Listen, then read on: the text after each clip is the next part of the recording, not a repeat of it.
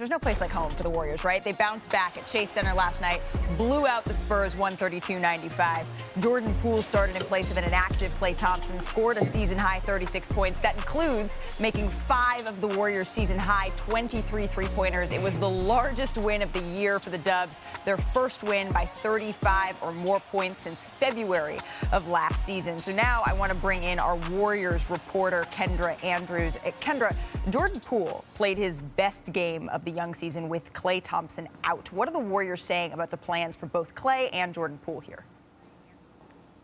Well, Malika, Steve Kerr admitted, Jordan does play better in the starting lineup when he can play off of Stephen Curry and he can play off of the screens of Draymond and Kevon Looney. But Kerr also said he hasn't even thought about making that change permanent in bringing Jordan into the starting 5 and moving Klay Thompson off of the bench. But the plan for now is still for Klay to rest on one end of back-to-backs. So when that happens, yes, Jordan will be in the starting lineup. Now, one adjustment that they will be making is bringing JaMychal Green back into the rotation, but as more of a 5 instead of a 4, so that Jordan can play off of him similar to how he does Draymond and Kevon. And the hope is that that frees Jordan up and gets him in that rhythm that he usually has with the starters, just with that bench unit. Interesting. Okay, some news, though, that did come out of last night's game. Steve Kerr announced that the former number 2 overall pick, James Wiseman, would be sent down to the G League for an extended period. What exactly is the team's reaction to this?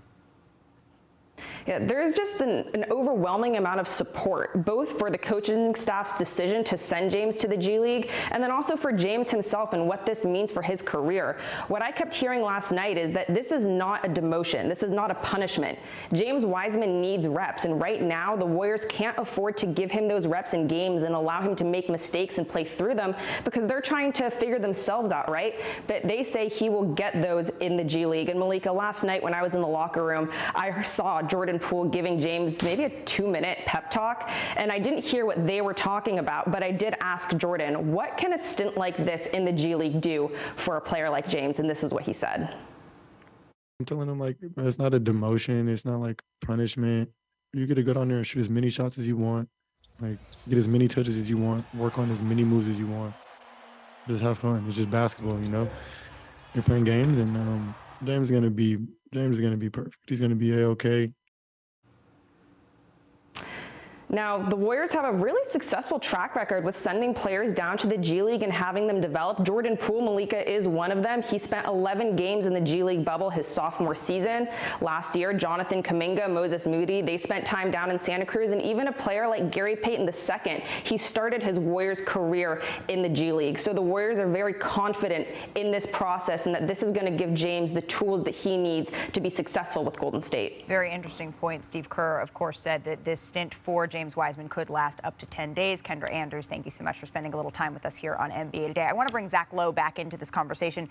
Zach, when you're looking at what you want to see James Wiseman improve, what exactly do you want to see come out of his time down with the Santa Cruz Warriors? Yeah, so Jordan Poole said go and shoot all the shots you want. But in that sense, the G League is easier for guards than for big men. The guards bring the ball up, they can shoot. I don't think James Wiseman needs to work on shooting all the shots that he wants. He needs to work on 2 things if he wants to fit in with the Warriors. Number 1 is pick and roll defense. There's just way too much airspace on defense when he's the low man in the pick and roll. 2 easy pocket passes. He's got wrong angles and footwork. All the stuff you'd expect, frankly, for a young big man. I don't know how easy that's going to be to work on in the G League. And the second thing is passing. I don't want him to shoot all the shots he wants. I want him to get frisky as a passer. Try some daring passes to backdoor cutters. Try some no-look passes. Try some stuff that gets you into the fast-moving way the Warriors play, because that's another weak spot in his game.